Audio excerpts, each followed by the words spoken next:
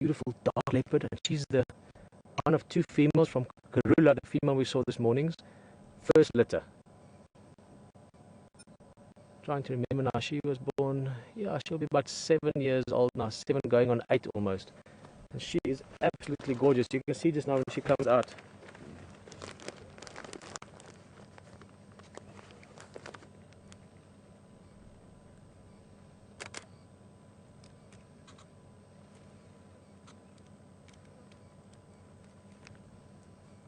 Oh, you beautiful girl. Oh, I remember her as a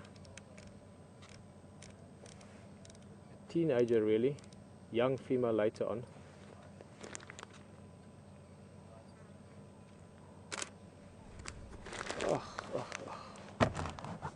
Absolutely beautiful cat. Really dark rosette markings. Beautiful face as well if we get to have a look at her just now. Now, I presume it's tiny just from the darkness. I mean, I haven't seen her in I can't remember how long, 6 years, 5 years. But Aubrey did see her earlier. Aubrey's been here forever. He's been here 25 years or so. He knows these leopards very well. Let's go forward a little bit. And that's how quickly the magic happens.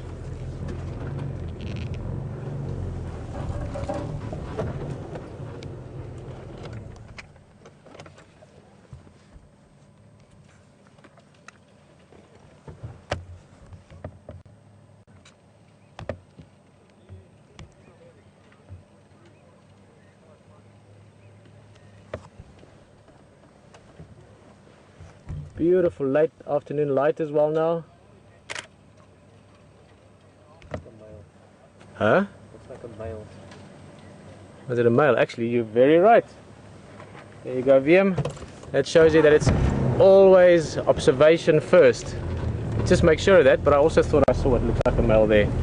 I presumed it's Tandy. Size-wise, it would be a big female. So let's go around this side.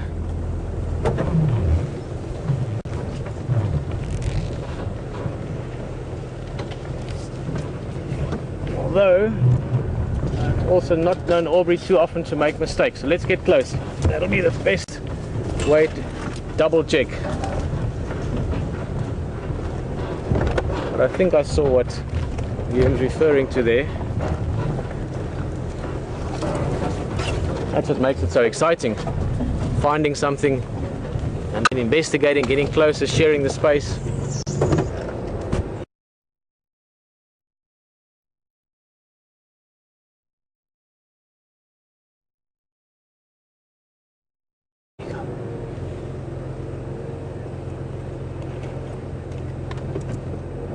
Yes, thank you very much, Will, and all those of you that know these cats.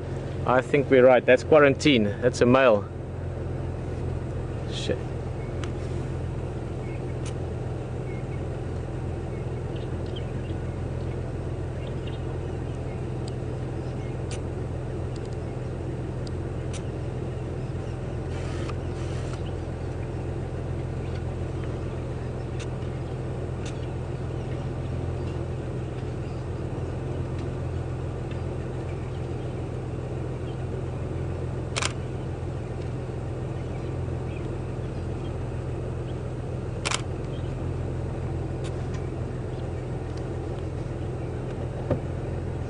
Double check with Aubrey, and I think he's also changed his mind obviously once you get closer.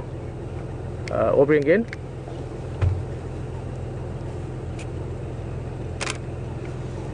Jamfo, it's my daughter. Is Quarantine or Koyuma?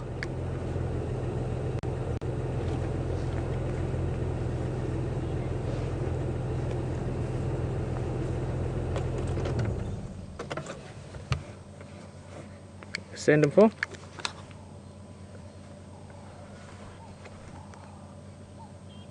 Okay, come on for.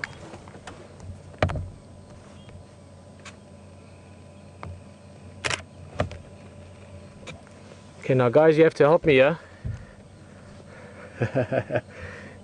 Those of you that know these cats well, Aubrey thinks it's Koyuma.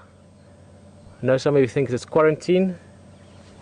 I haven't seen these leopards that much yet, so I'm using this experience to get to know them. So let's have a close look if we can see that face.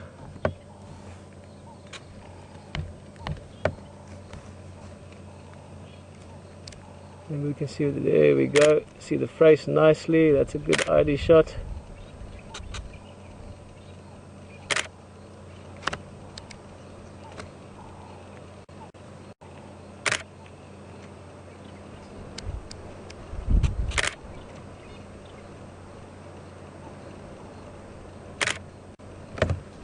Okay, now let's start looking. I need to sneak a little. We actually don't need to go. Camera vehicle in the back there as well. Like, look at the face.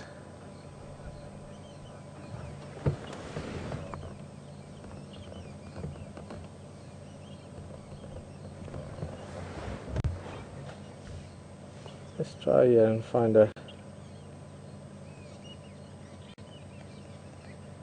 So let's look. Those of you that know these leopards well, please get involved.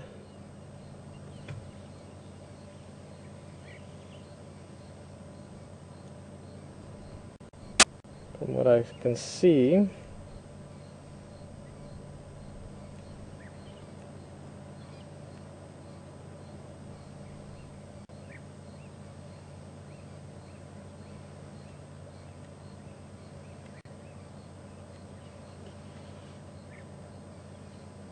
looks like a 3 and 3 spot pattern on the whiskers there.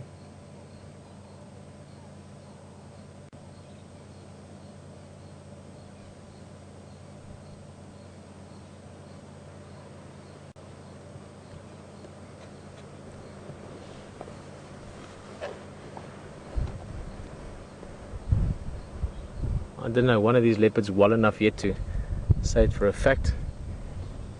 This will all change in the next week or two when we get to know them from the markings. With leopards, remember the saying, leopards don't change their spots, so you get to know leopards from their spots. And we will look at the whisker spots as well as markings on the face. Like Karula's got that beautiful, what we call the wow on her forehead. It almost writes the word wow with the spots on the forehead. The typical areas used are the whisker spots just above the whisker line, and then between the eyes and above the eyebrows you can often find patterns there, or specific spots that make a pattern that's recognizable.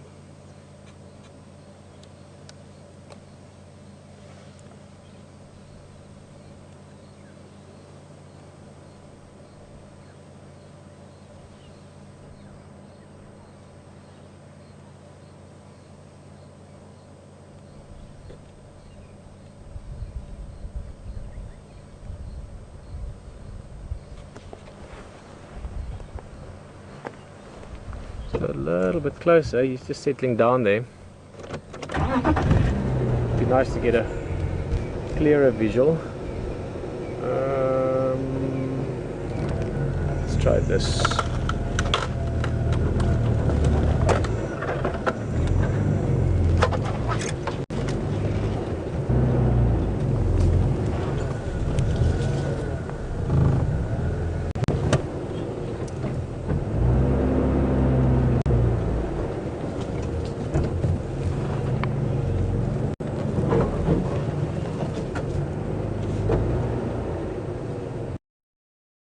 Info?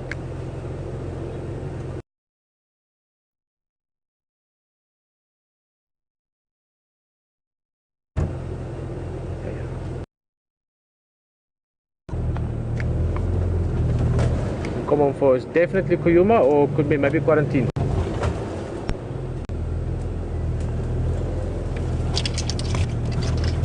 Do you know from which spots do you know that one?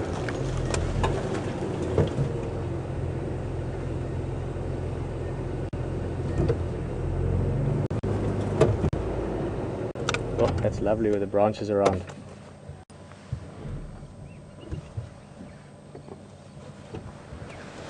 Okay, now let's start looking at those details in the spots. Young male, about 2 years old, sort of in that early stages of independence from mum.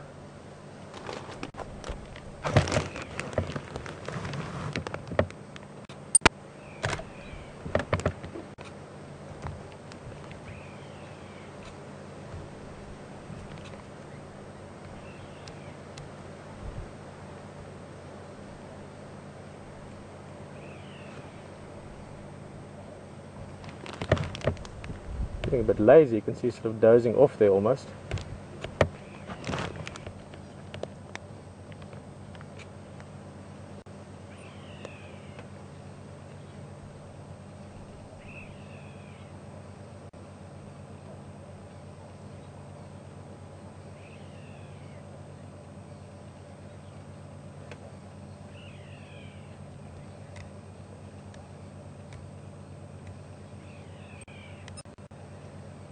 beautiful mark above the eye there. Quite like that mark. Just getting a picture of it. So even when the eye is closed, it's sort of like a, how to explain it, like a sort of a, not a V, but like a curved V, just above the eye, sort of coming from the eyebrow on the left eye. Quite like that marking. Then above the whiskers, 3 and 3, 3 and 4. Bit of grass in the way from where I'm sitting. Oh, he's heard something. There you can see the black behind the ears, the black and white markings. That of course all leopards have.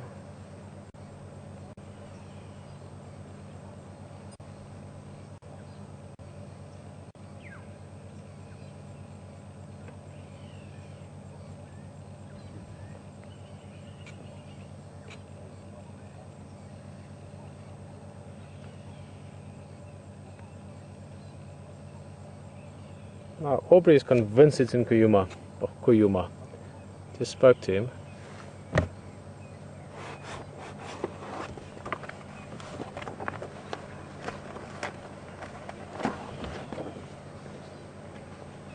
I'll pull out a few of my notes here.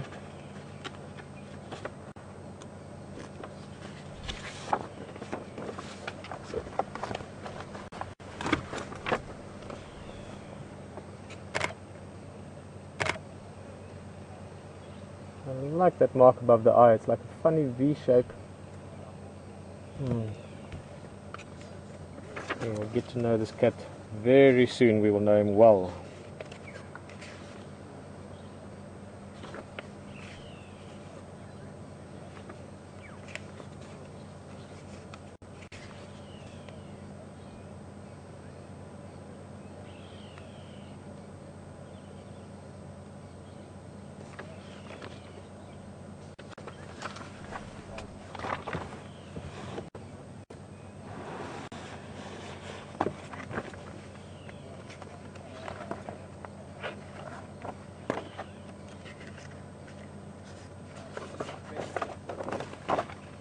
Oh, do what left. Okay,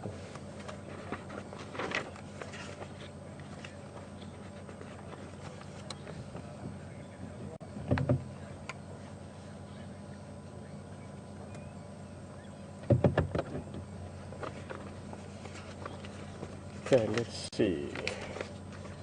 Let's try and do two things. There we go.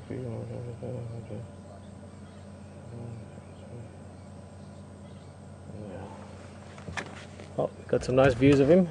If any of you are 100% certain who it is, please let us know. Aubrey, keeping in mind he is sitting with a panel of leopard experts there, is convinced it's Kuyuma. I'm going to get to know these spot patterns. I got some spot patterns. I got some beautiful facial photographs there. So this evening I will have a look at it, compare it to other images that I can get, and by tomorrow I will always recognize this leopard. It's so much fun. I was so excited earlier when I at first thought it was Thandi, but always nice to see any leopard.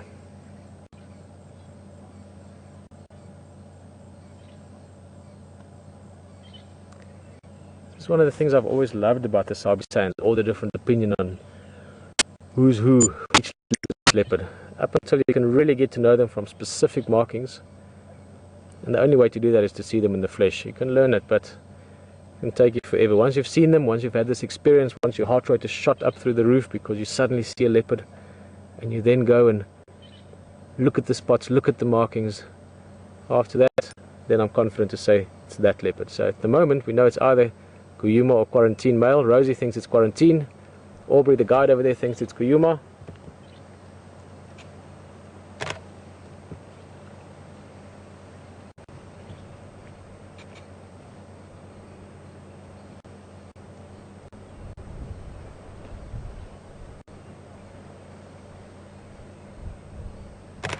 Okay.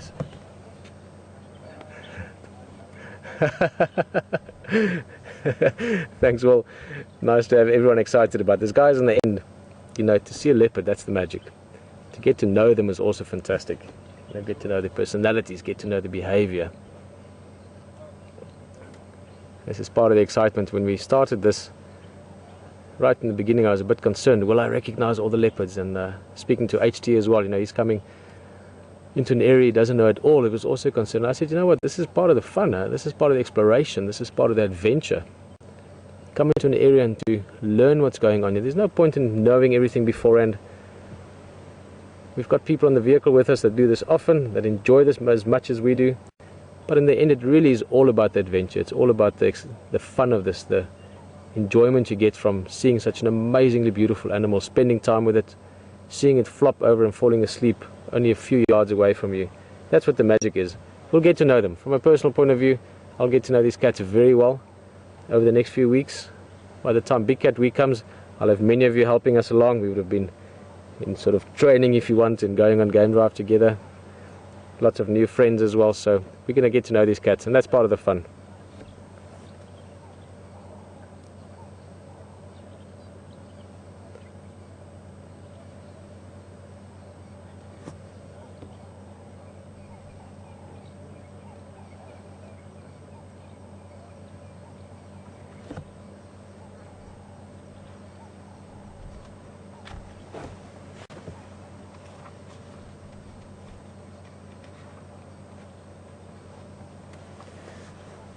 Well, Beth Murphy asking how old this leopard is and how many of Karula's offspring or cubs are still in the area. Well, he's about 2 years old. Not even really. It's estimated he was born December 2012. So he will be 2 in about a month. So he's 23, 24 months old at the most. He's part of the 4th litter from Karula, of which he's raised to date that we know 7 successfully out of the 8th. So a very, very high success rate in raising her litters. And we can still see Tandi, the one I got so excited about when I thought it was her from Aubrey's radio message, which is the old Soseka from the 1st litter, as well as Shadow, which is Tandi's sister, also from the 1st litter. Then the 2nd litter, Mission and Duna, they're not in the area anymore. They were 2 males, so they would have moved on somewhere else. They would have matured and looked for their own grounds. Who knows, maybe further south, maybe in Kruger. Awesome cats. I knew those guys also from very, very young until they became independent. Well, actually at the same stage that these two are now, that stage where they were starting to become independent. I remember one of our last drives, we had the most incredible leopard sighting with Karula and both the boys, Mission and Duna, together. Then there was a 3rd litter, Shimbavali, I can't remember the names very well now. And didn't know them. Let me have a quick look. Yeah, Shivambalana was a male and Shivinzi a female. So she's had 1 mixed litter, which was the 3rd litter, of which one of those was killed as far as I know. And then this is now the 4th, both males again, Quarantine and Kuyuma. So she's had 3 females and 5 male offspring in the last about 6-7 years. 7 years, I guess, 7.5 years, of which we can still see 4 at the moment. Yes, my math is good. We haven't been sleeping all that much, so my math skills are not as sharp as they used to be. We've been very busy, lots of things going on. So yeah, there's 4 of our offspring, so half of the original born and a little bit more than half of the surviving that we can see. Now these guys also, both Quarantine and Kuyuma, will move on. They will find another area, but not yet. We've got a few good months ahead of us. Guys, I actually wanted to do that already, but I'm getting caught up in the leopard. Give me a second, just while we enjoy this leopard sleeping. I'm going to quickly see if we can get Hayden into the other leopard. Texan again. Yeah, I'm for you with the Ingwe.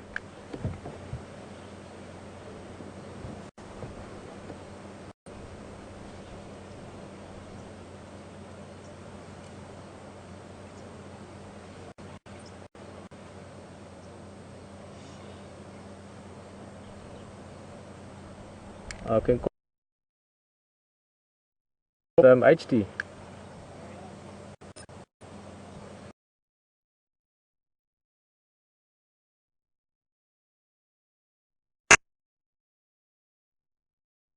Impala planes.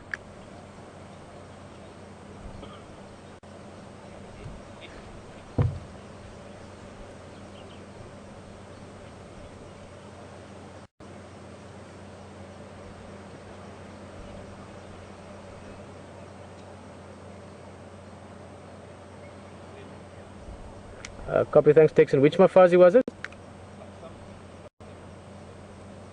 Say, get him for you breaking up.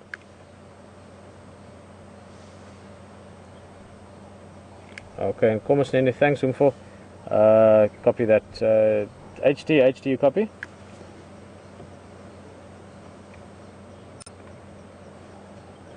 Hayden, how's it going, man? Good leopard afternoon. We've got, while we're debating Quarantine or Kayuma here, I just spoke to Texan who had that other Ingwe earlier. It was Shadow, the first female cubs from Karula. They were there at where the repeater is, the Gara repeater for us, heading towards Impala Plains. Now, Impala Plains is quite a big open clearing. Might be worthwhile to go sit there and see if she pops out. I asked Texan, but he didn't see you there, so I don't know exactly where you are now.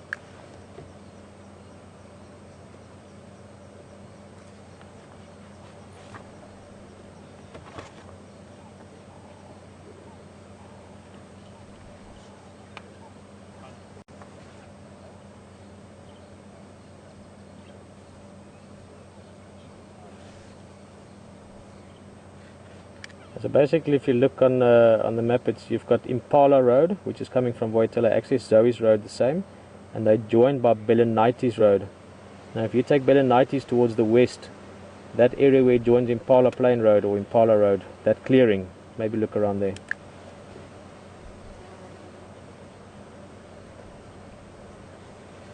Okay, great, good luck there.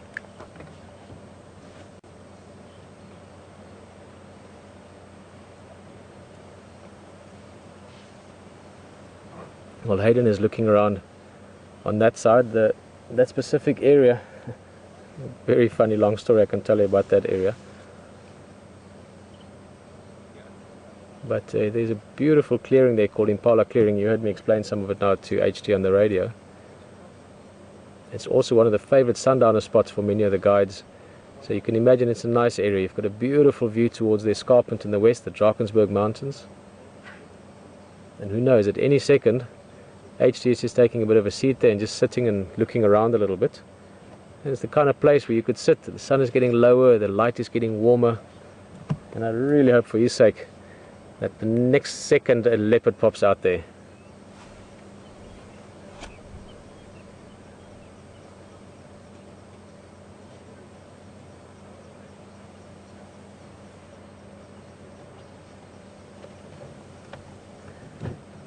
Awesome. I think that's actually a brilliant idea. Just speaking to Will there as well. This leopard is sleeping. If he gets up, we'll get you back here. But for now, he's what we call out here flat cat. And go join Hayden, because the most fun is when you're driving and suddenly you just see this leopard appear. And this is very, very possible where he is now. So join him and enjoy it. We'll see you back in a bit, or maybe a bit later.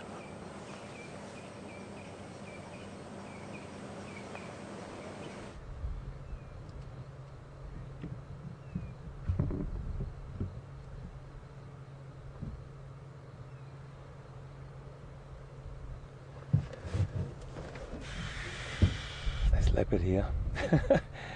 Pete's giving me the nod that there's a leopard somewhere here. Shadow. And I'm just sitting here on this area Pete's told me to come to. I'm just scanning around with the binoculars at the moment before we go and have a poke around together. So just bear with me. But there is a leopard here.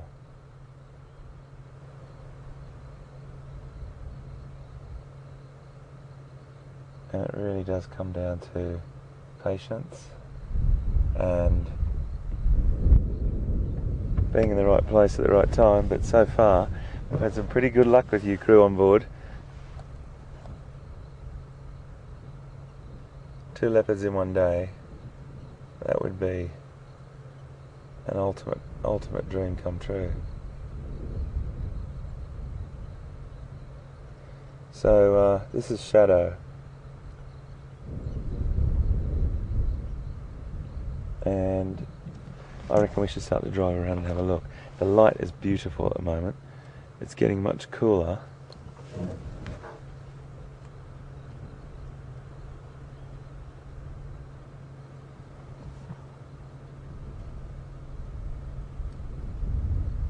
Your heart starts to race when you look for leopard. There's something very special about it. You know that they're out there, and you know that you can come across them. And then the next step is coming across them. And there's something very special about that. Keep your eyes open and have a look around. We're just going to drive around. We'll drive down the road, and then I'm just going to come off the road and go down and around, come up this way, and then we'll come back, and we'll go back down the other way. We really need you to keep your eyes open, because it is a leopard.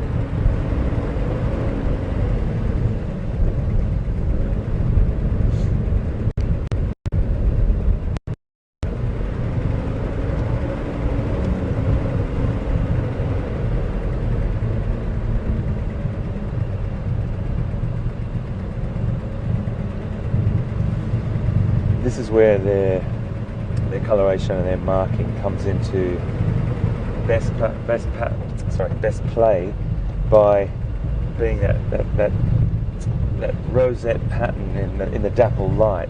It just gives them the most extraordinary camouflage, and really struggle when they're backlit. You got the sun in your eyes. So we're just going to go around here. I'm going to cut back up through here and have a bit of a look. We really need to keep our eyes open here. She was lying down before, and now she's gotten up and started to make a move.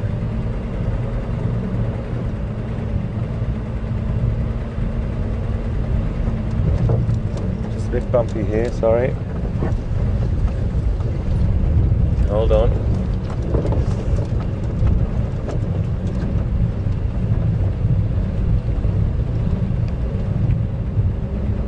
This would just be so beautiful to finish my day, our day together.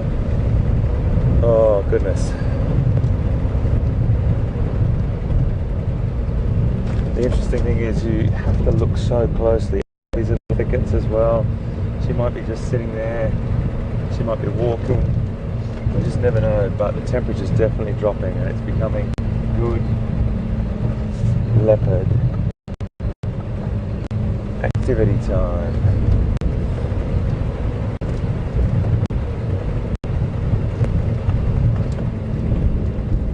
Only look and look and look. We got good time. We've got an hour and a quarter to get up. Watch that hole. Watch that bump. Sorry about that.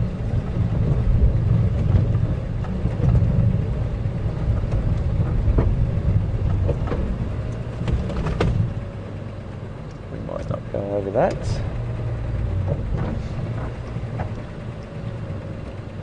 A couple of big holes here. I've got to be very careful we don't go down one. Together.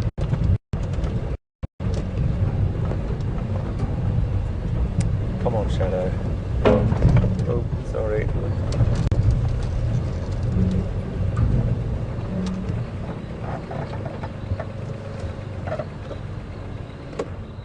I'm just going to have a look through the binoculars through here.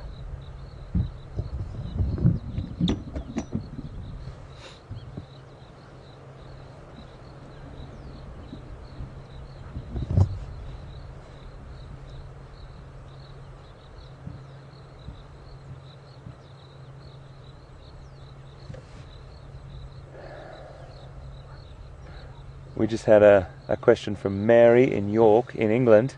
Hi Mary, and thanks for your question. We're looking for Shadow. Now I've never met Shadow before, but I'm really looking forward to it because it is Korilla's other offspring. So I met Quarantine, looking for Shadow. I'm still to get to know the family tree, and you can look at the paper, you can look at the pictures of them, and I said this before, you have to eyeball that animal to really get a memory of it imprinted in your mind. And I'm still getting my wings, my leopard wings on Juma. Oh, it'd be so lovely to see Shadow. Okay, let's move on down a bit. We're going to stay around this area if that's okay. I think it's really worthwhile, if we've been tipped off that leopard were here, we really should stick around.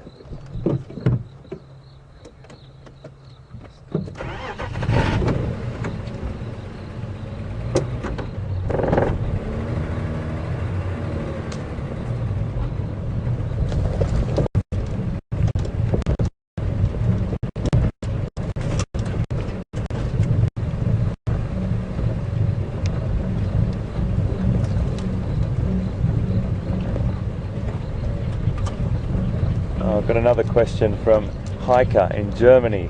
Hi Hiker. Good question, and that is, how many leopards are collared on the reserve here? And the answer is 0.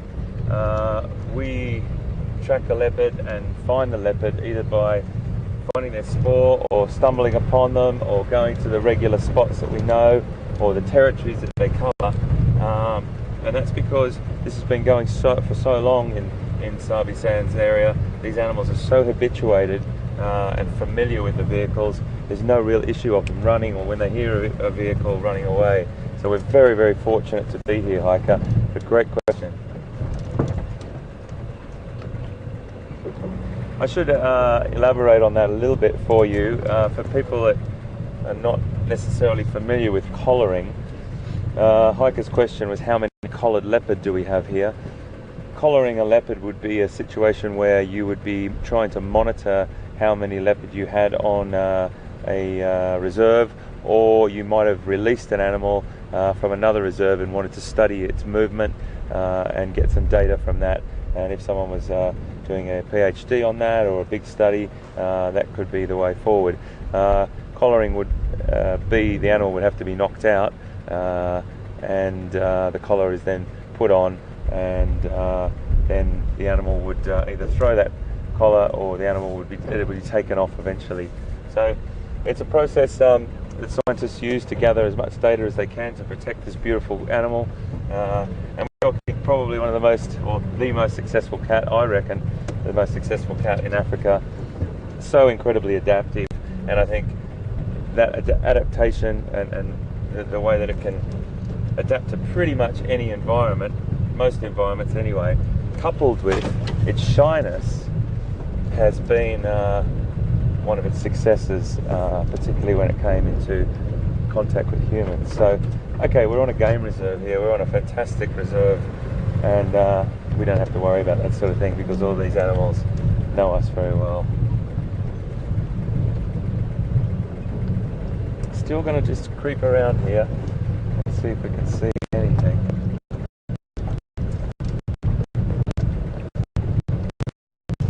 Just take a little trip down this road.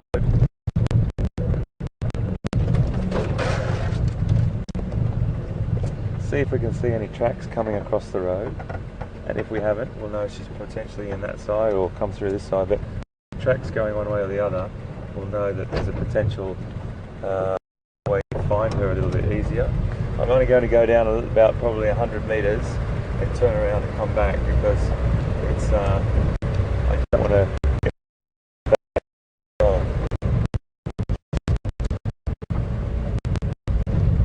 It's a bit bumpy here, folks, I do apologise. Sorry, very bumpy.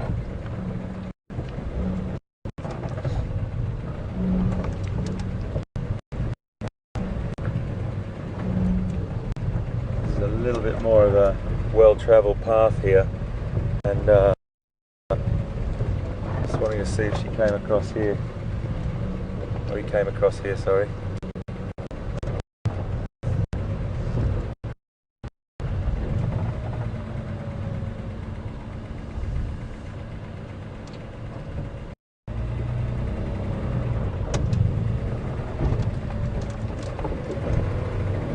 Really bumpy, folks, I do apologise.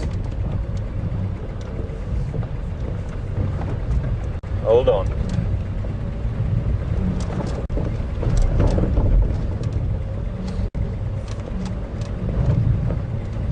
Keep our eyes open here.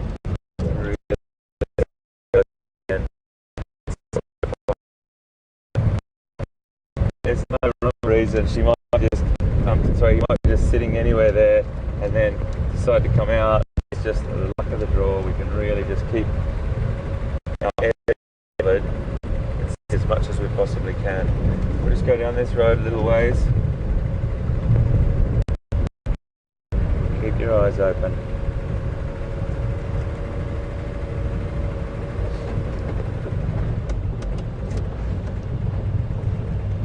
I had someone the other day ask me what was so special to me about leopard,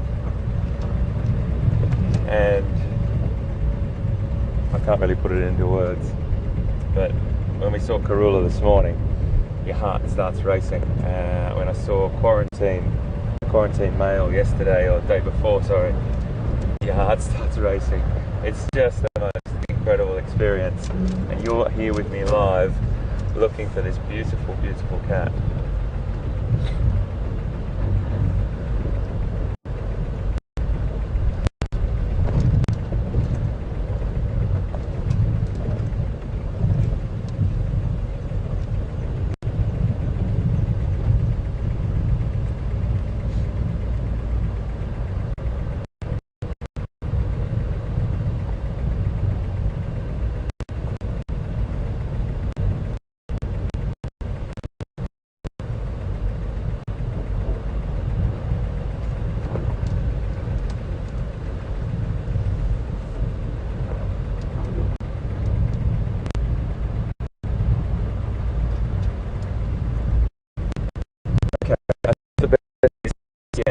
Have a look around. Of course, I'll come back to you immediately if we do. From as far as like the information I got from Pete and the other guides was the cat was lying down, so a little bit tricky to find at the moment. And I'll come back to you. Let's go across to Pete and see what he's up to. I think actually start wide, eh? So start on me and I just do a little recap. I'll just turn around. I'll come back on the vehicle here. As you can see, we've got it's not sunset yet, but the sun is getting nice and low, so we're getting into that last part of the day. Should get a bit of a pink sky. We've got a little bit of clouds, so it should be beautiful here. But at the same time, if you've just joined us, we've got a very exciting something just over this side. We'll have a look just now. It's flat cat at the moment. And HT is still looking for a leopard as well. He hasn't found it yet, but always nice this time of day. They are moving around, it's cooling down, so he might find a leopard at any stage as well on that side. And we've got Quarantine Male here on our right hand side. He's just having a nap, very lazy. We have actually confirmed now which leopard this is. It's always fun for me to go through the different leopards until you can actually see clearly which leopard it is, and can't see it now because he's having a nap, but I think this leopard I will recognize in future from very specific markings around the left eye area. Alex was also having a good look. He's going to be out on drive over the next while as well, so he's getting to know them. We'll all get to know these leopards very well. In the next 2 or 3 weeks, as long as we can see their faces clearly, we'll know who they are. So this is the Quarantine Male. So he's been 3 different leopards already this afternoon. First he was Tandy, which is a female. Keep in mind, I mean, a big male and a big female you can easily distinguish, but a young male like this, he is now approaching 2 years old. He'll be 2 years in a month or so. They're about the same size as a mature female at the moment, a little bit bigger maybe, so you can forgive the wrong idea earlier from Aubrey. And then it's also a little bit difficult when you've got other guests on the back. I mean, we're very fortunate that we have a lot of patience and we can really look at the details and ID them in that manner. But this is the same leopard without a doubt that we saw a couple of days ago, the one that surprised Hayden so nicely on his drive.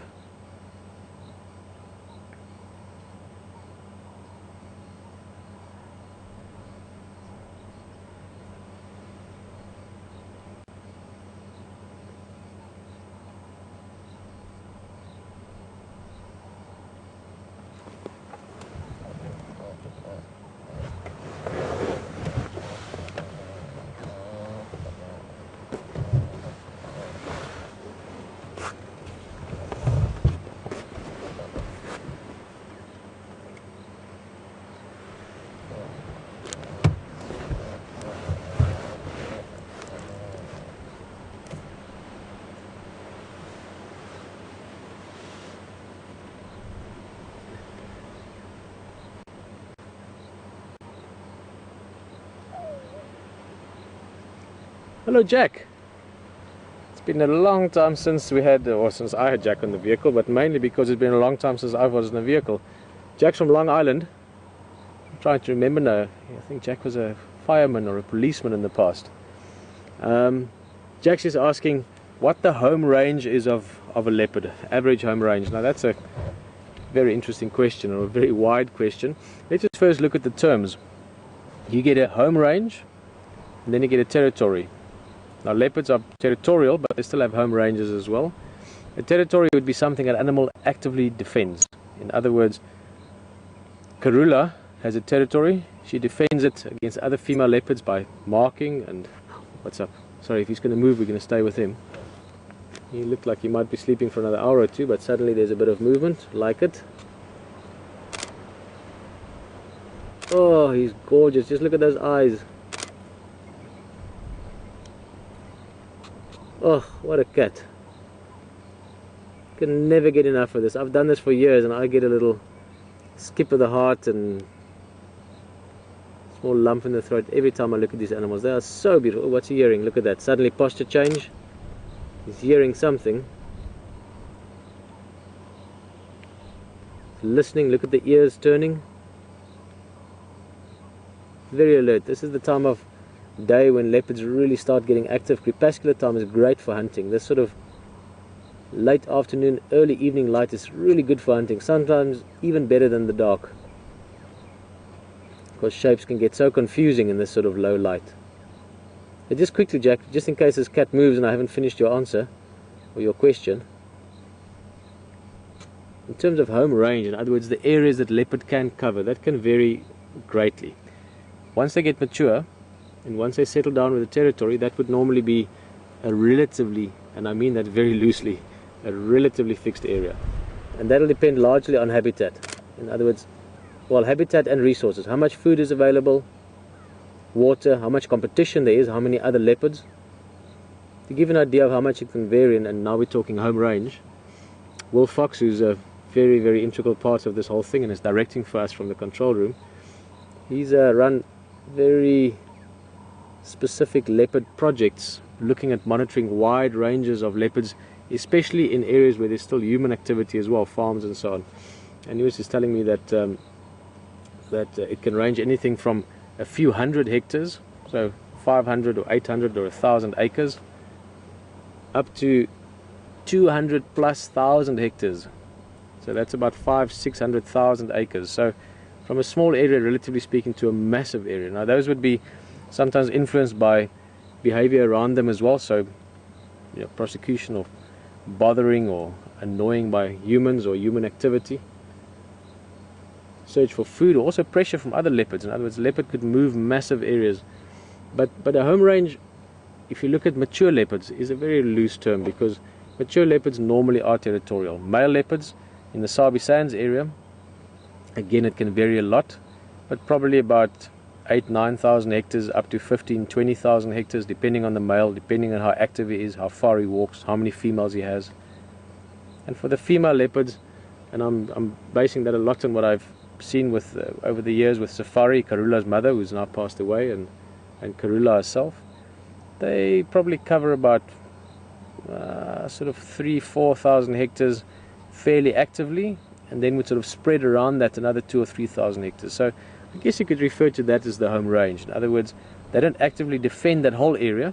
So she might cover, let's say, 2,000, 3,000 hectares. That's about 8,000 acres or so. But she might have another area about that same size again, but where she won't contest it if there's another female. She will back away and leave it alone if another female is in that area. So it depends really a lot on so many factors, especially with leopard. When leopard are incredibly widespread, you find them pretty much everywhere except for the really, really sort of desolate parts of deserts. But I mean, any sort of semi-desert, sub-Sahara, all the way down to the forests, to the mountains, to the plains, to the grasslands, to the woodlands. Very, very versatile animals in terms of being adaptable to their conditions and to the sort of possibilities of survival, if you want.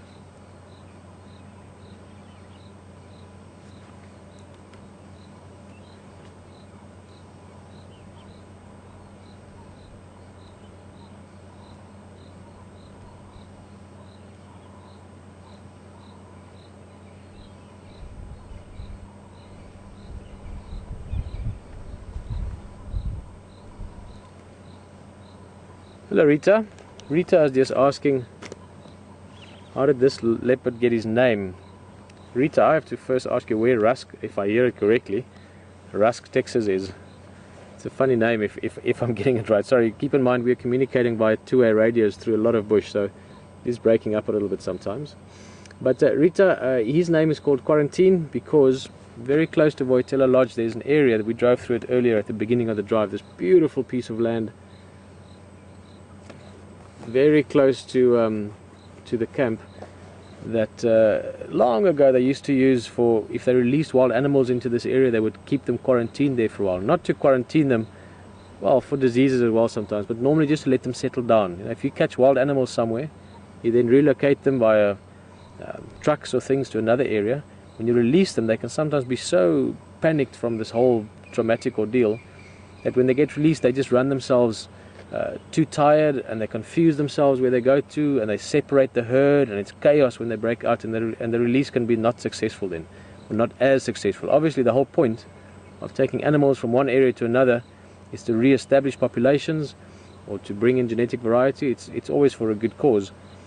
So when they brought them there, they dropped them off in a smaller enclosed area than the greater area that they would be released into, if that makes sense, if you know what I mean. So then they'd release them there, and they wouldn't just run on forever in great panic. They would settle down a little bit, a few days, normally a week or two. If it's herd animals like impala or wildebeest, they have time to re-establish their connections within the group, to settle down, to get used to the area and the smells and everything.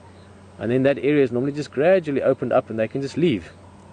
And by that time they're nice and relaxed, they've regained their condition, they've gotten used to the local things like water and food they're eating, you know, the grasses and twigs and things that's around depending on what species.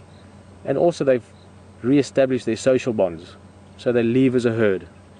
So it's a very important part of relocation or release of animals. And because he spent a lot of time in that area, which is very typical, Karulas, all her cubs, except for the third litter, which I didn't know at all, but the first litter, the two girls, the two boys, Mission and Duna, the second litter, and these guys now, Quarantine and Voitela Lodge area would have played a big role in their upbringing, and he was named after that. We should have called him Lazy Cat. You know, why do anything else if you can just do this and you're happy at it?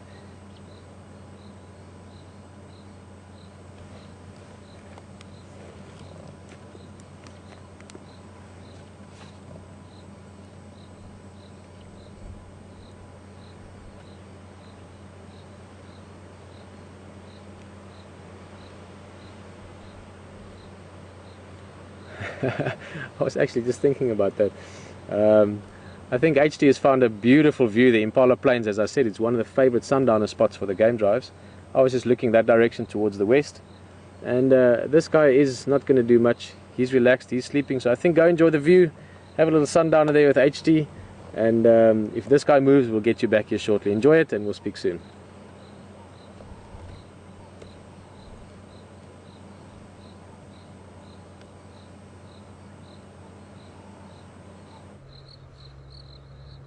Well folks, I thought it only fitting that being in this beautiful position, sitting here waiting to see if Shadow comes out, that we let you see this magnificent sight.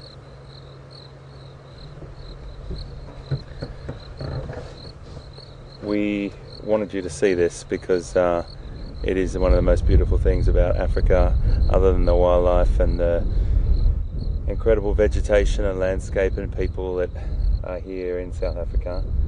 This is what we see most afternoons. It is the quintessential African sunset, and we thought we'd bring you down just to watch this. And I'm looking around to see if Shadow's coming out anywhere, so trust me on that one. But whilst we are doing that, you may as well watch this beautiful sunset. It's just going down now.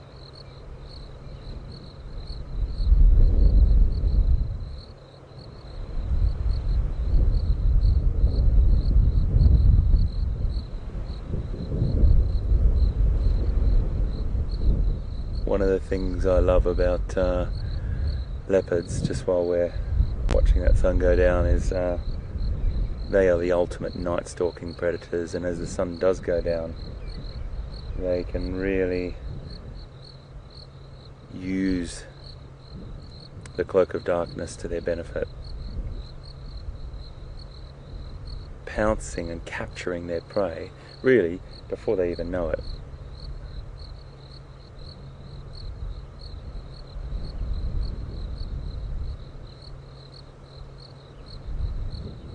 We're definitely keeping our eyes open. I just want to let you know. But how beautiful is this sunset? Once it pops itself under the cloud line there, we'll maybe drive on and have a little peek around. But Shadow is Karula's daughter, and she's definitely in this area because the guides from the lodge let us know she was on the move, and she's probably laid down somewhere around here. They told us she was coming to this area, heading to this area, and all we have to do is wait. We can't guarantee anything, of course. We're in the wild and this is coming to you live, so it's just a beautiful anticipation that we have to potentially see a female leopard. And I always love to have that bit of hope in the back of my mind, because they definitely do present themselves at the most opportune times. Just before we finish with you wonderful people, it is a really great place to sit, and it's a great vantage point for me to look around with the binoculars.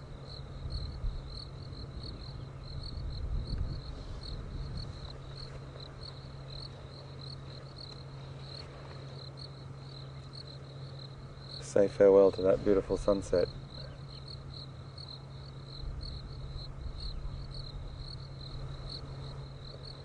And I also just want to thank you all.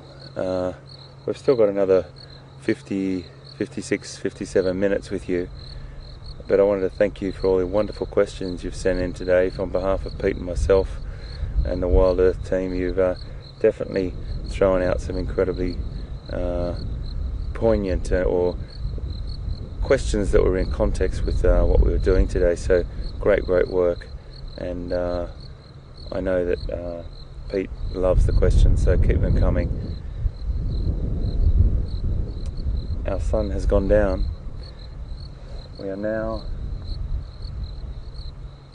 on the countdown and trying to find this beautiful cat. So without further ado, I think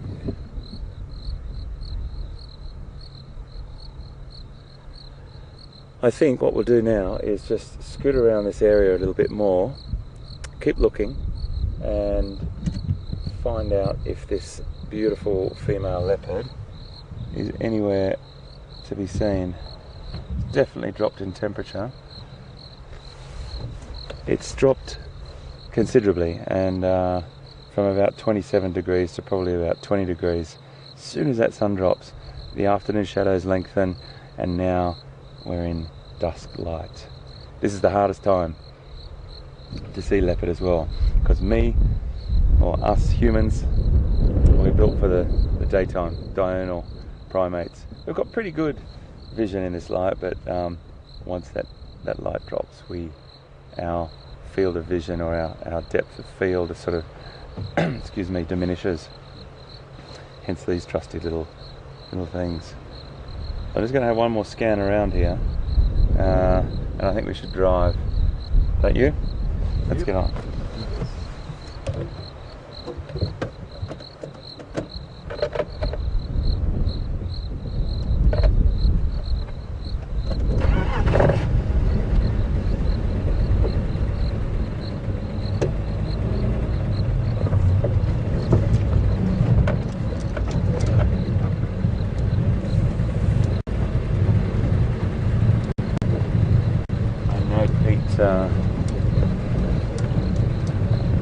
Is so passionate about his leopards here and all the leopards he's worked with, and he shares so much information with me. It's just a really kind thing for me to learn from him about all the different leopards that he's worked with here, because you really do need to get to know the cats. You need to get to know their markings and their coat patterns to distinguish who's who from who, and that just takes time. I've been pretty lucky. The leopard gods have been with me, seen 2 leopard in the last sort of 72 hours, so I'm very, very fortunate. And I'm just going to go down this road again because that felt right as I looked at it, and then we'll come back to this area. I'm so sorry, it's I keep just going around in circles, but we know it's around here somewhere, and it is a matter of covering and covering and covering. Keep your eyes open.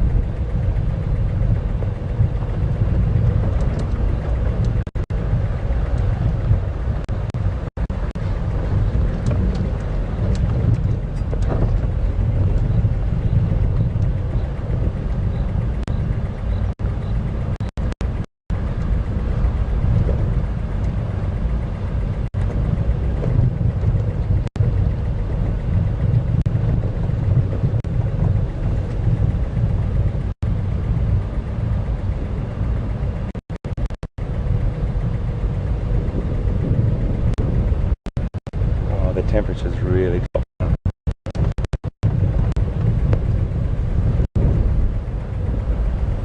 Very, very beautiful, pleasant time to drive around, and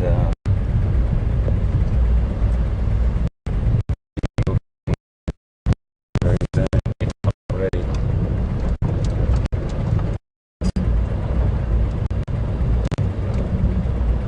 We saw Karula today walking, and I love watch leopard body language and their body posture. When they're walking, they got that beautiful, slinky, sort of muscular walk of a very, very super adapted apex predator, top line predator. Not attitude, it's confidence, and then a bit of a bump here. And then as soon as she sees those body,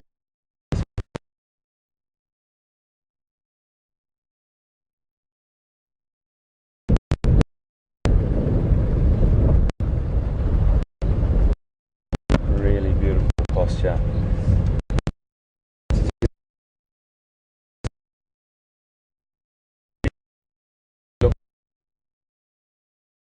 We're going to Pete.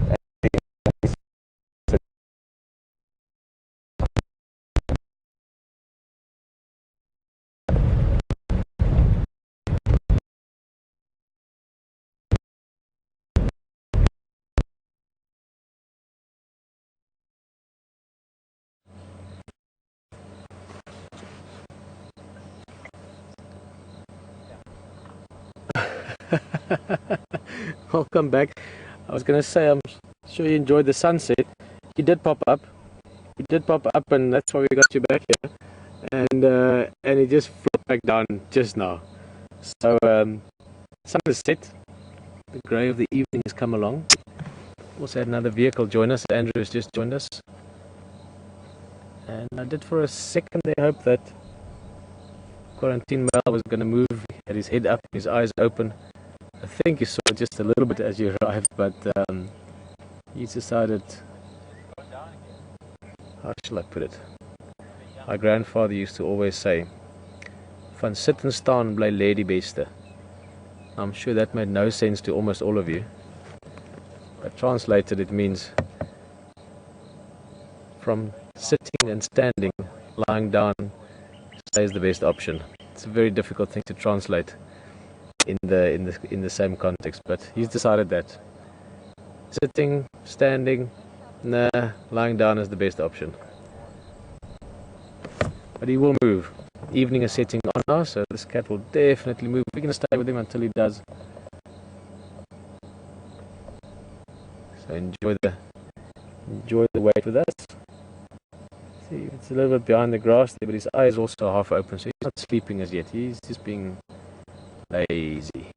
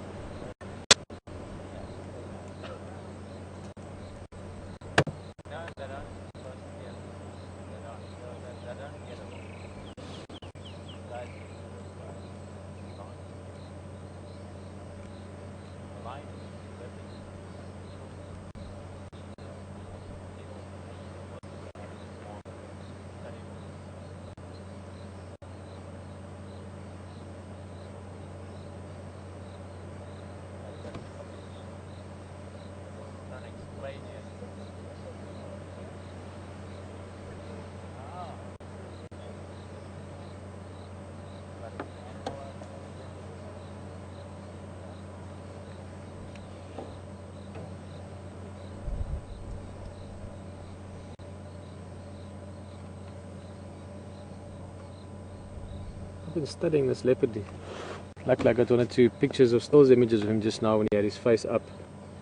So I've just zoomed in on it. And just having a look.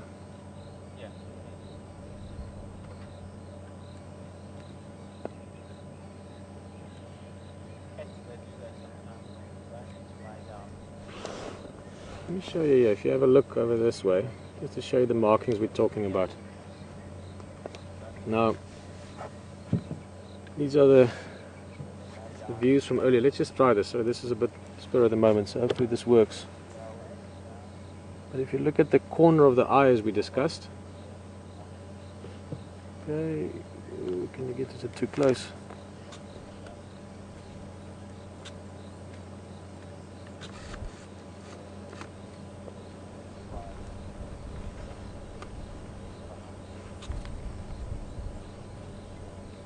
Too close, huh? Let's try there. I'd really like to show you these markings because then they'll make a lot of sense to you. Oh, that's good. Is that as close as we go? And now, if you look at that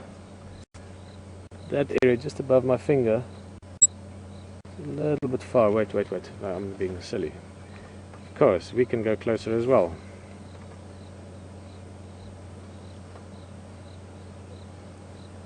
Okay, so that markings there makes like a curve around. Let me just get something a bit more pointy, like a little stick. So this will be one of the ways we recognize him. So you're looking at those markings, the dark marking next to it. The other marking I'm quite liking, looking at it now for quite a while. It makes a little, almost like a curved, imagine like a little stick figure of a like a stick figure of a man with his arms up. It makes a little curve there, like that, and two dots and two dots. Now, if you look at it a lot, you'll see it a bit clearer. Let me go to another view. There we go again. That's Abel, the guide. Okay, here we go.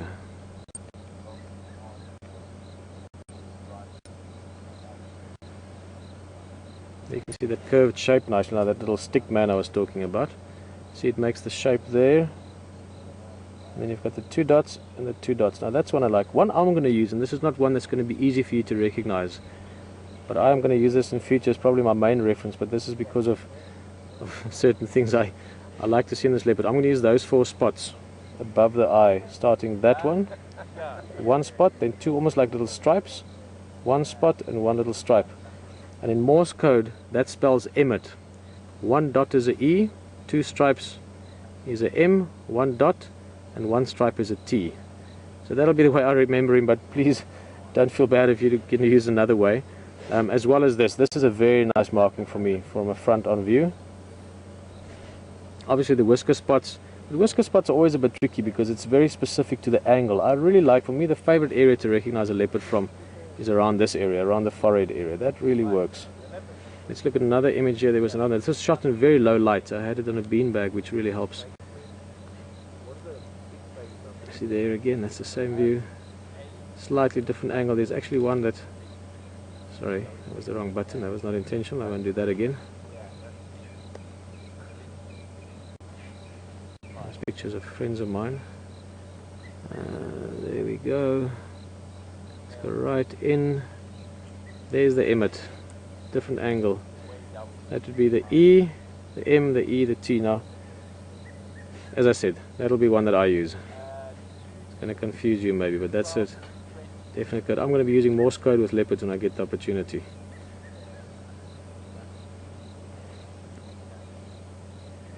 So guys, as we are testing, so I'm playing around here, and this is I will refine the way we do this. Let me just quickly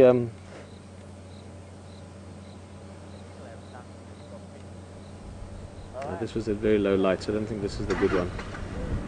This was when you were sitting there earlier.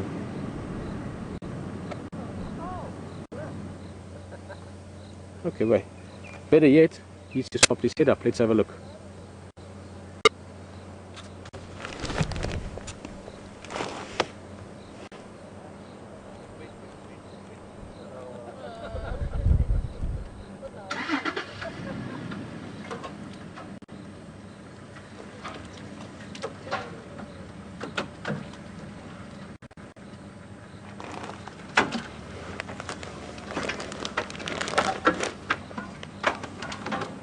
Well, this leopard is intent on teasing us. Pops the head up and we look over and he lies back down again. Oh, someone from Canada, Paul, is asking out of Ontario. I never know how to say Ontario or Ontario. I think Ontario. Paul is asking if leopards and lions ever cross paths and what happens. Out here, especially in this area, Sabi Sands, where we have a lot of leopards and a lot of lions, they often cross paths. And a lot of things can happen. Typically they try and avoid each other. Lions don't like leopards very much. They're competition. They to some extent compete for the same resources. So if a lion can, it'll kill a leopard, and it happens often enough, especially with young cats. But then if a leopard finds lion cubs, they'll do the same. Sometimes they might not. They might just sometimes look at each other. I don't think it's always a case, if there's a lion cub, I'm going to kill it, although it'll often be the case. So mostly they try and avoid each other. I mean, obviously confrontation is not ideal for whoever is the smaller.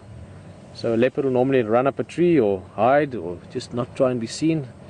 And if a leopard or a lion has cubs and there's a leopard close by, they will intimidate it, chase it, kill it, depending on what happens. So they're not friends. They don't hang around and sort of discuss hunting tactics for the next morning. They try and avoid each other first, and if there's confrontation, a lot of posturing and threats, and sometimes ending in fights or injuries or even death. But most of the time they'll just give each other a look and a wide berth.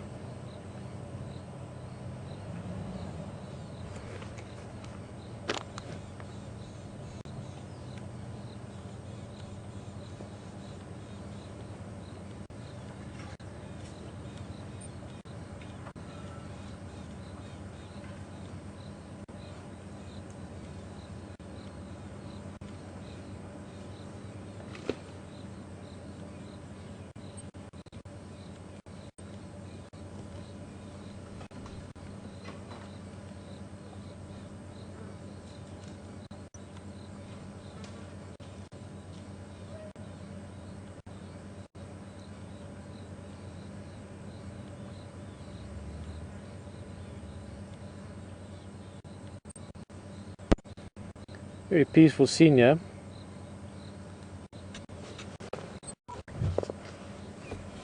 And sometimes that's all you can do. If that's what the leopard's doing, you can be sitting. But make no mistake, especially this time of night, this leopard is not fast asleep. He's sleeping sort of a bit like Chuck Norris. He's not sleeping, he's just waiting. Any little sound or anything that sounds like something you might have to investigate, a twig that breaks or the grass that rustles or a little sound of an animal rustling by or scurrying past, this leopard will be up in a flash. So on the one hand, he could lie like this for the next 3 or 4 hours, not impossible. I've done that as well. We sit and you think any minute he's going to get up. You sit for an hour, you sit for 2 hours and eventually leave. Nothing happened, the leopard just slept. But he could also at any second just pop up and something can be happening. So we're going to stick with him a little bit. I think HT is probably driving around, so you never know what the other vehicle could find. That's the other benefit of being able to jump from vehicle to vehicle with us. But we've got a leopard. We're going to stay with him for now and see what happens. What happens next?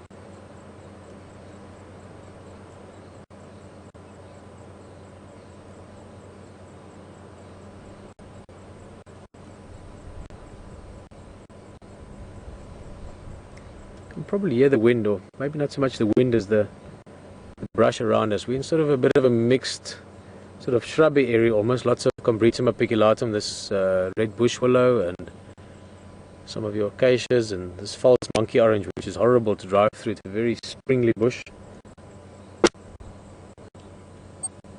Old Quarantine has picked a little patch of open ground there, but there's a lot of that sort of shrubbery around, so you can hear the wind blowing.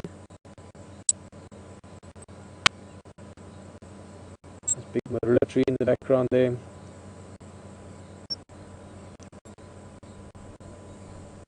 Very, very peaceful.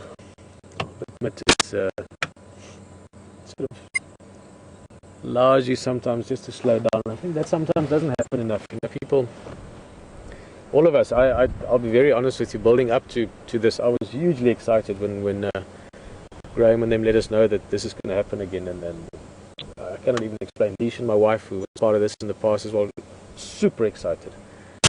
And you get into a lifestyle, and we still, at home, we have a boat business now with tours and things, and it's a lot of fun. But you get so rushed, you know, so many things go on, and even out here, we're doing so many things that, I mean, this is really exciting. I mean, make no mistake, I love all of it. But you get into this space where, you know, you almost get yourself rushed, maybe for no reason sometimes. And I think that's one of the beauties of going on safari, is it allows you to just sit. Yeah, just to do what the leopard's doing. Yes, if there's really something urgent, pick up your head and have a look, and if it's nothing, put it back down again. But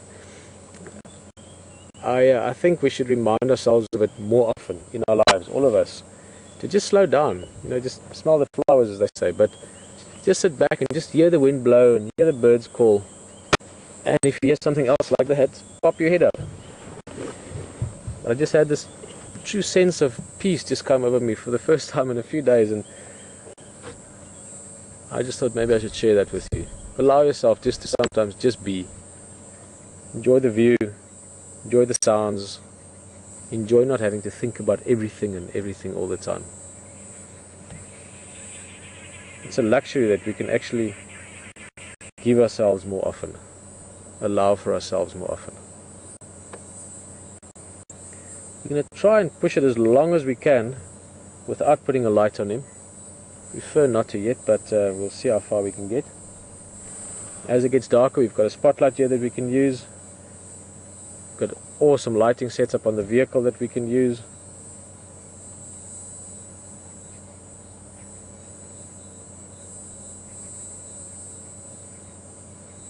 And I'm almost humbled, not almost, I'm humbled by what is going on around me now. Just to be able to do this, to sit here with you, to share this with you.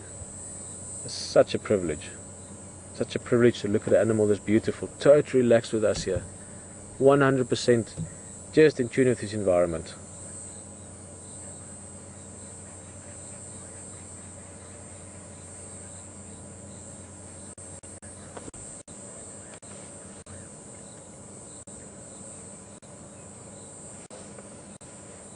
Hello Deborah, sitting in Ohio, Marblehead.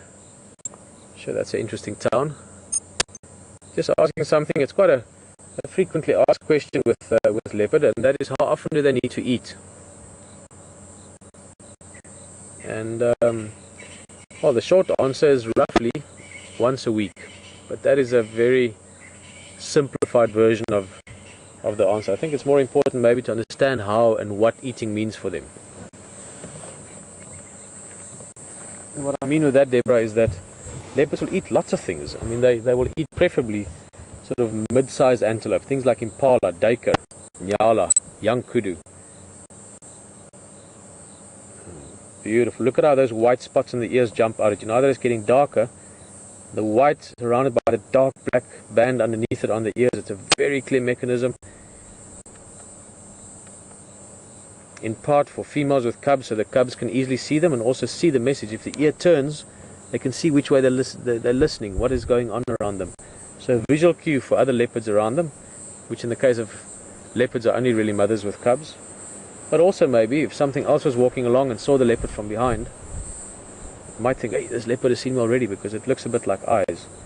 Speaking of eyes, look at that view from the side.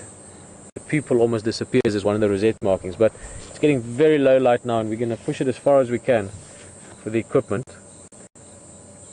But look at how big the pupils are when the leopard looks this way again. You'll see he's got these massive pupils.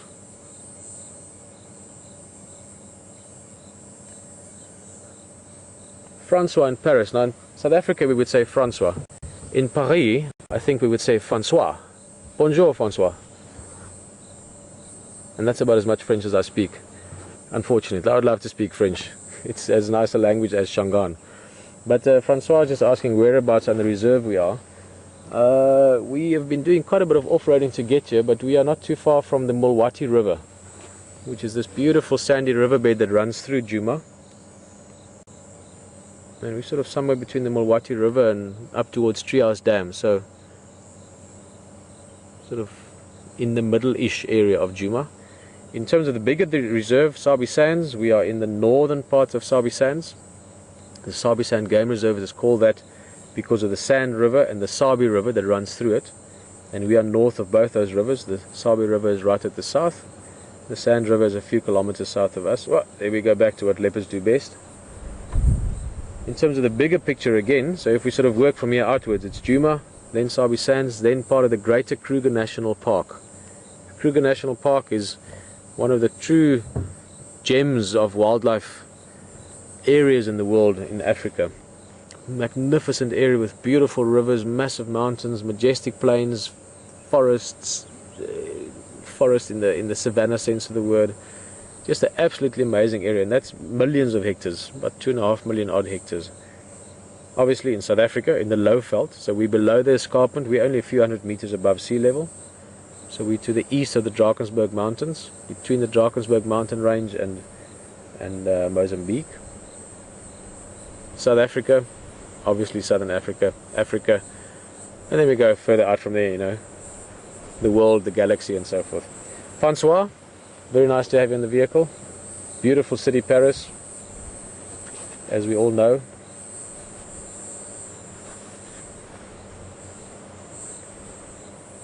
Fantastic to know we've got people from all over joining us.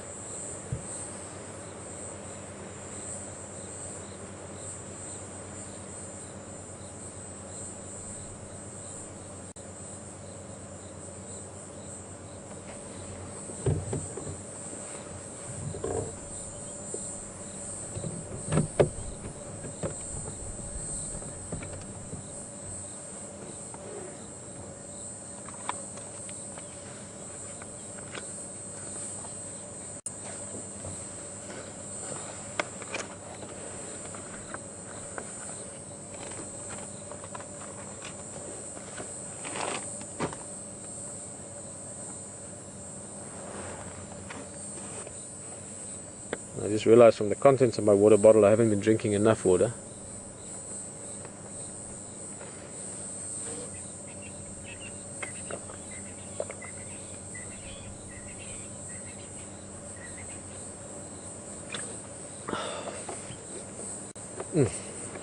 Water tastes so good when you're thirsty. Interesting enough, leopards are water independent. In other words, they don't actually need to drink water every day. If there is water, they will drink it. It tastes good. It's good for you. They can go for relatively long periods of time without water, which is why you get them in such a wide variety of habitats. Obviously in jungles it's not really a problem for water, but as soon as you get to your savanna landscapes and then your semi-arid areas all the way down to just sort of this side of your true sand and rock deserts, leopards manage to survive.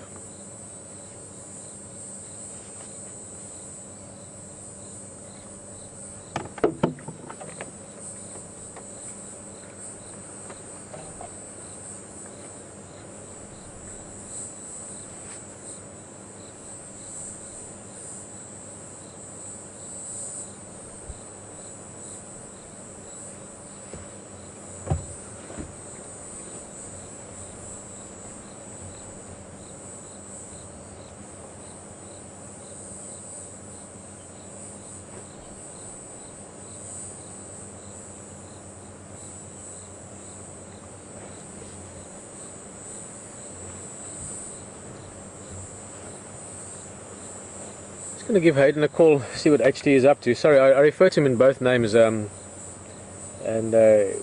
we've become very close friends, very good friends, very fast. I think we've got a lot in common in terms of interest and how we think about things. So HT stands for Hayden Turner, so just in case you're wondering where that comes from. But he's going to head over here as well. Now, as I said, I'm quite far off road, so I'm going to have to use the old method of spotlighting to get him here. So I'm just going to see where he is, and maybe he can come and join us. If this cat does get active, we can follow him. Especially in this kind of habitat in the dark, it's always easy with two vehicles. Alternatively, he'll just come have a look. This was the first leopard he saw here at Djuma, so it's a very special cat for him. I know that he will always remember Quarantine Male. And I'm sure old VM on camera is also ready to start giving me a little kick in the ribs for light. So let's see what we can do. HT Ngena.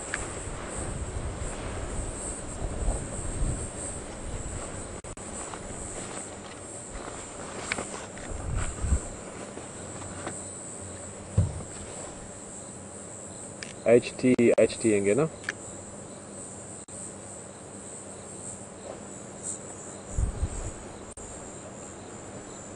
Hayden, how's it going? Are you gonna maybe make your way over this side and just come have a look at your favorite cat?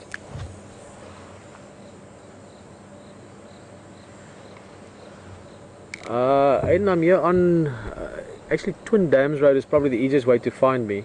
I'm not sure if you'll be coming from Twin Dam side or from Quarantine side, but Chelapan, that area, let me just see if I can, sorry, that area, I'm sorry guys, Chelapan, that road that goes into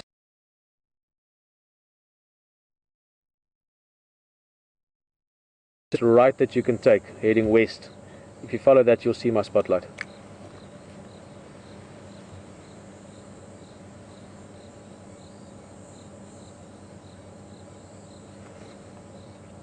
Okay, yeah, if you're from Rebecca's Road, probably the best is to go to Gowrie Main, the main road going east-west, and then come up from Twin Dams. And you might see my lights from Twin Dams Road, but otherwise you take that road that goes west.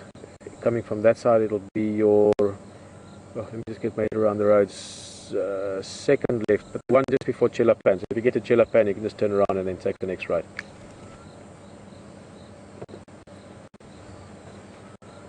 Alright, see you in a bit.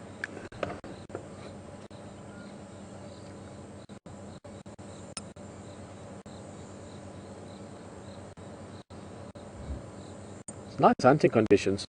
Excuse me.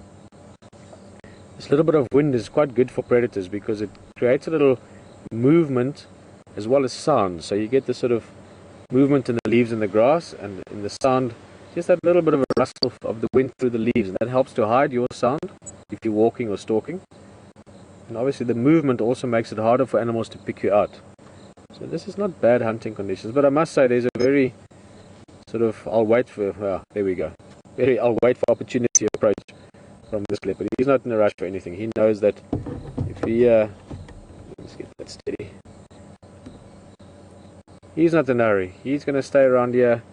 And often that's not a bad approach. I mean, you can walk around to find food, but sometimes if you take it easy enough, the food might sort of just stumble upon you.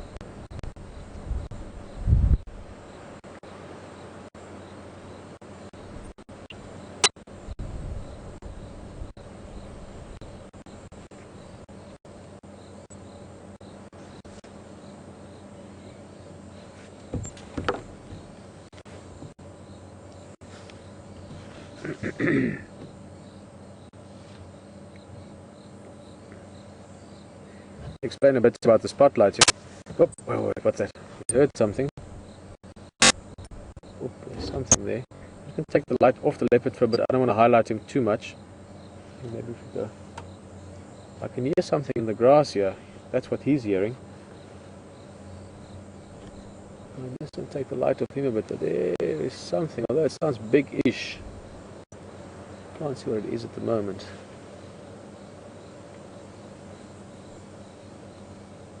Some type of antelope maybe, or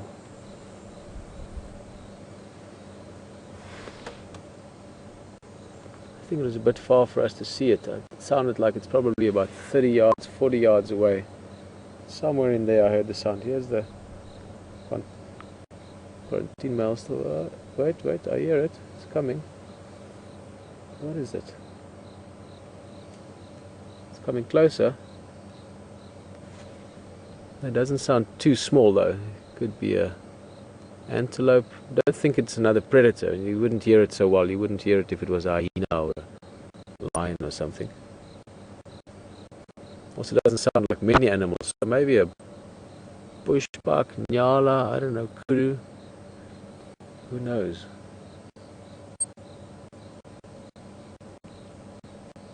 So I'm just going to kill the light a little bit. I know it's very dark, but we've got a bit of a skyline just to orientate you, but I don't want to influence this with the light at the moment.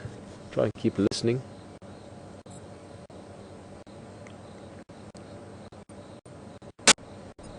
What is it?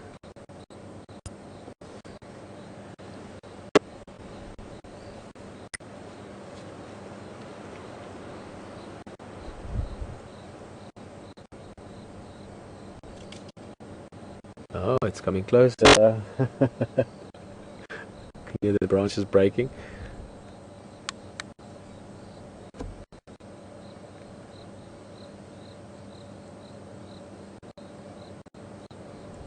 There, I can see. Yeah, I don't know. Twigs breaking. Maybe something big though. I mean, the last twig that I heard might have been something like a buffalo even. Oh, that's it. That's it. It's a buffalo. Now the leopard won't do anything with that, but it's looking at it. Look at that. Oh, don't go too much. The leopard's right in the front here as well. There's the leopard, you see him? There's the buffalo. Let me try and get the light as well as I can. Last station, go again.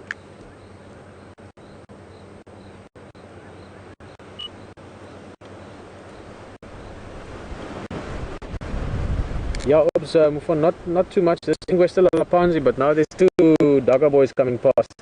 But he's just booger them. Guys, this is very interesting. Probably just wondering what's happening with the leopard. They're going to smell him just now. The wind is coming sort of from us towards the leopard, towards them.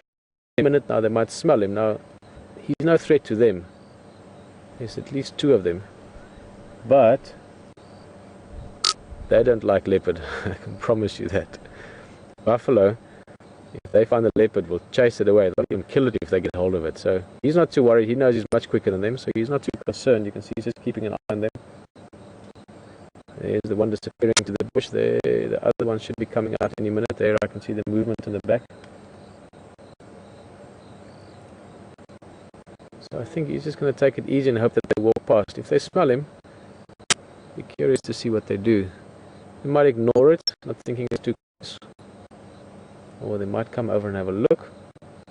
either way he'll just run away. So I'm not too concerned, but you never know, crazy things happen out in nature all the time, and we're out here exploring that, so anything can happen at any time.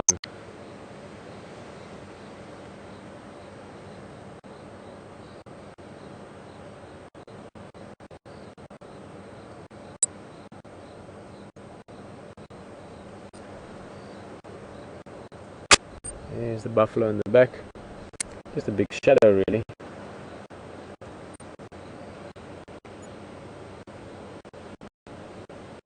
There it's moving.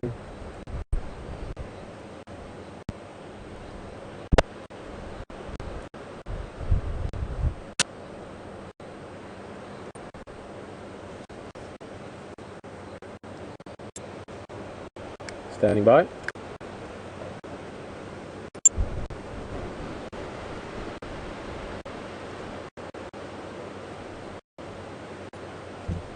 Okay, if you drive towards Twin Dams on Twin Dams Road from Chelapan, just keep going and then take your first right, so your first turn to the west. And if you come along that track, you'll see me. I'll see your mobile and I'll show you the light.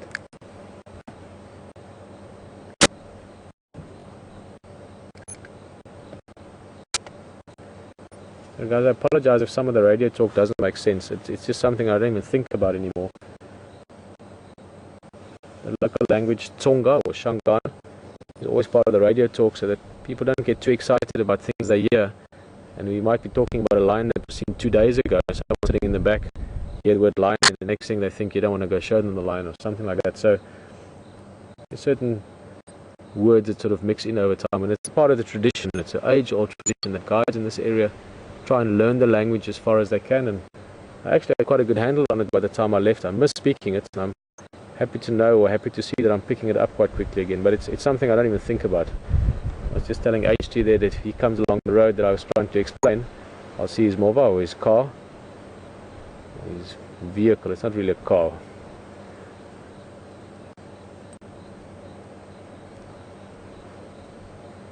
So if some of it doesn't make sense, it's because it's part of that sort of local language mixture that we use on Game Drive. Beautiful language. In fact, my son's name, I incorporated the Tsonga name for lion into Ragna Ngala, and Ngala means lion. This, what we're looking at, is a Ingwe. Ingwe, funny enough, is the same word in most African languages.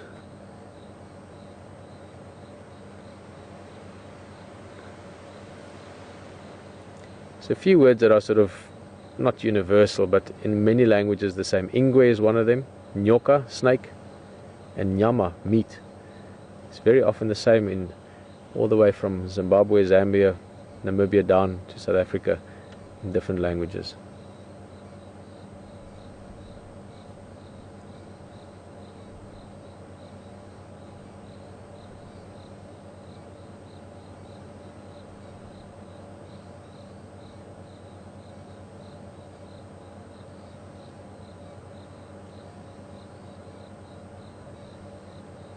I see, if you looked at that quickly, you could think it's something looking back at you.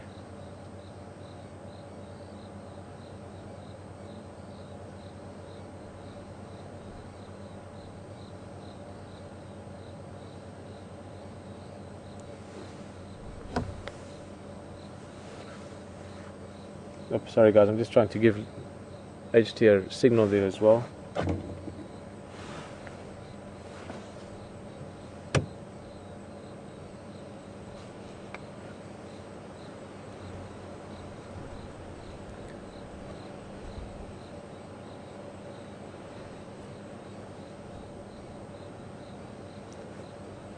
HT, come in.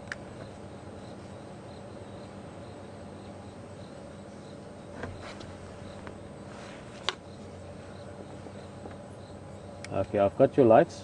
If you come in here, just come as close to as you can on the road, and then come straight almost towards me, and you can just come in straight. You'll get a good view. So if you come right in front of my car.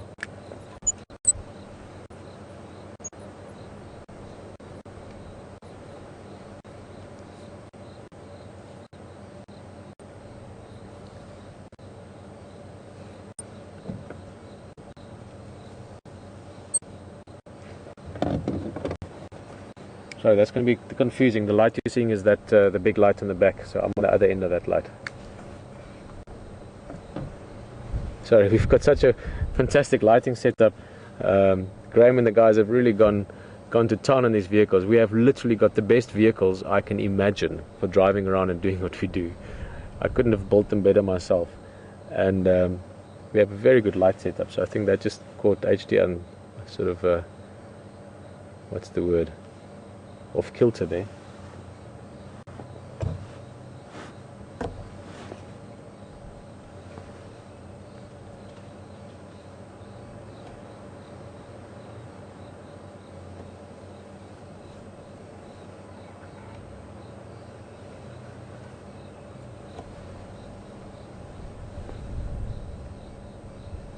It's a little bit thick bush here, but if you move parallel or maybe even back to the road, and then when you come parallel to me, I'll flash you with a spotlight and then come in from that angle. Stations, just to update, this Quarantine Male Nov Ingwesta Lalapanzi, Flat Cat, Elephant Skull Road, close to Twin Dams roadside.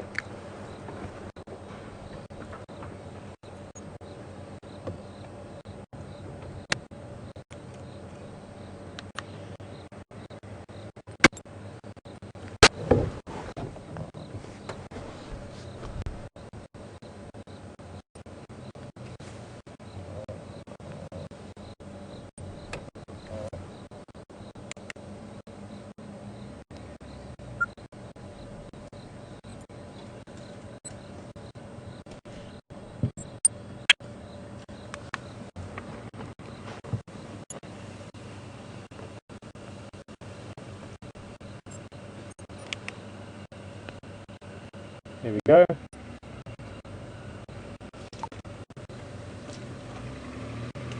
I think we could get some nice light with the vehicles, actually better than with a handheld spotlight. We just weave his way. That looks beautiful over the lights coming through.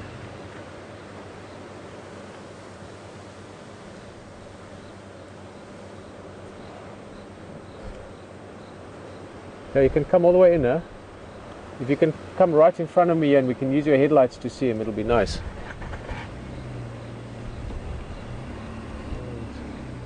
A little bit head popped up again.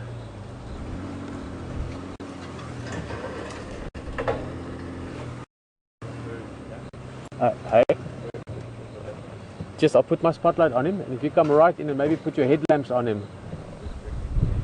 There. Oh, he's up. He's up. He's heard something. He's having a little stretch. Maybe it's because he heard Hayden coming. There we go. He's on the move.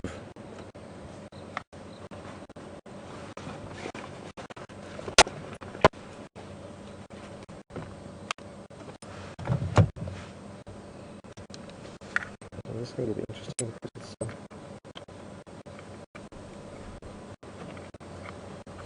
pretty thick terrain.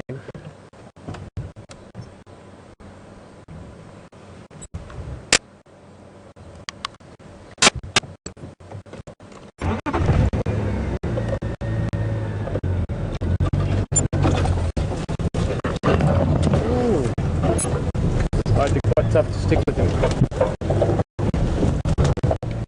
Can you see him? Oh, you got him there? Okay, great.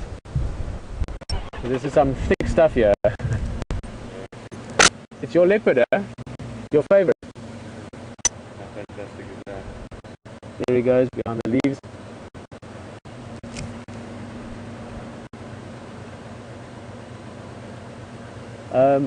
H, Yeah. I think if we go back to the road, it looks like it's going back down to the road. So if you want to maybe follow him. Try and get back to that. No, but if you want to go around, try and follow him, I'll go back. And then if you can stick with him if possible, and then we should get back on the road. But enjoy him for a bit. I'm going to go back and try and get to the road. Right. Really like this. I hope we're going to get opportunities like this in future as well. Usually two vehicles, especially when you've got a similar understanding.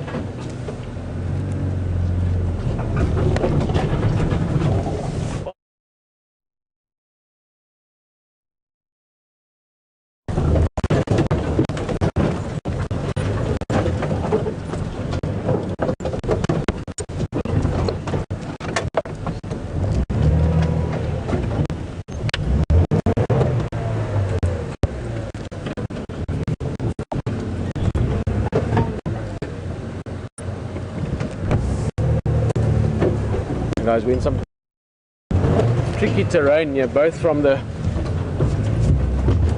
technical aspect of things as well as the actual habitat. Watch out there. Let's see if we can stick with him.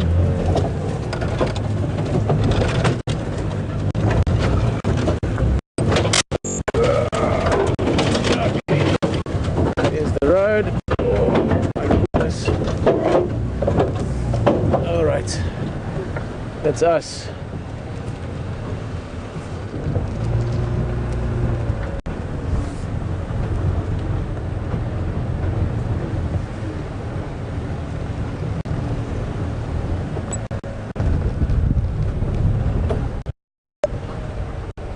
Alright, well, let's see where he comes out. I think Hayden's just trying to get out of the thick stuff there. Really tricky bush here.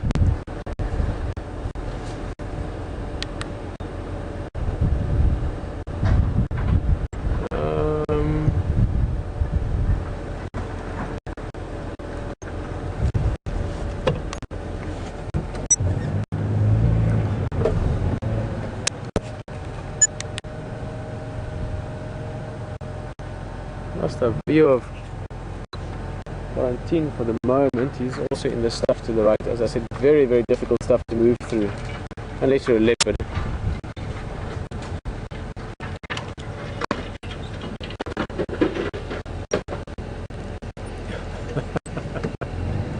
But as I said, we have been very spoiled.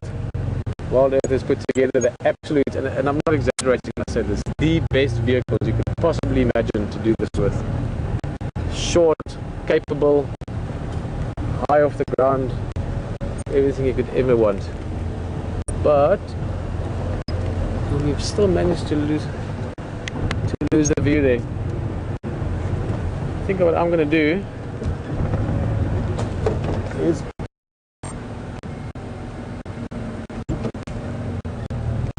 try and put a plan.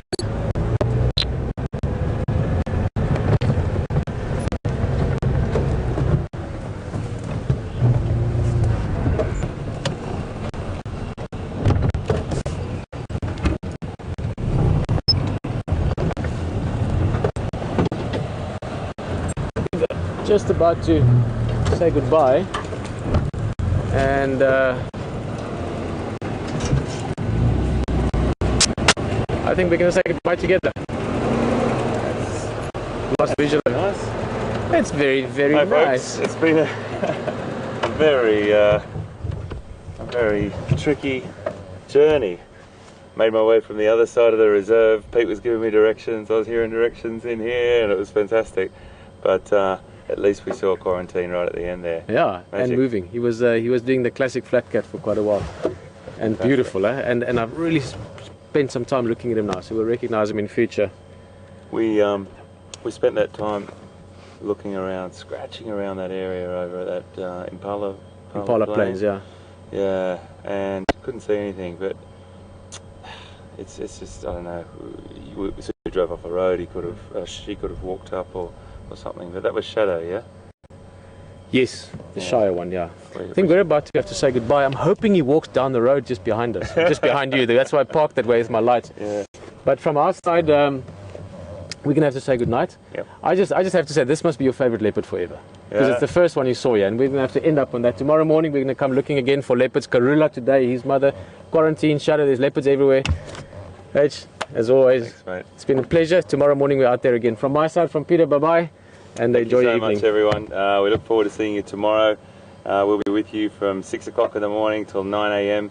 Check the website for the times. We can't wait to have you on board. It's been fantastic to have you. See you tomorrow.